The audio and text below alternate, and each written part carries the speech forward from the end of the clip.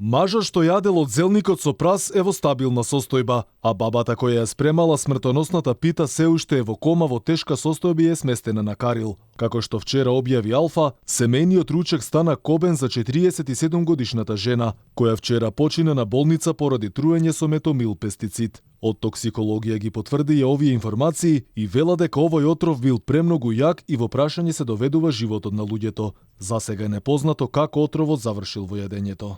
Станува збор за труења со висок потенцијал за леталитет, за смртен исход.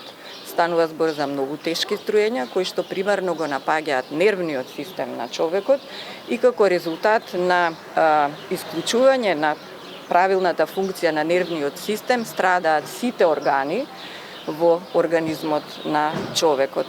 Резултатот на смртта кај нив најчесто резултира заради дефинитивно попуштање на центарот за дишење.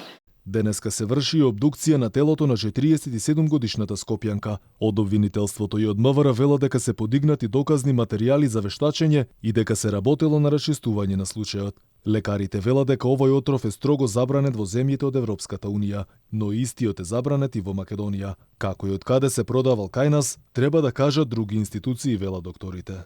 Добар дел од нив во Европска Унија се забранети за употреба, зборам во земјоделието, не зборуваме нели за клиничка токсикологија, токму заради некакви одложени хронични несакани ефекти кои што ги имаат врз здравјето на човекот.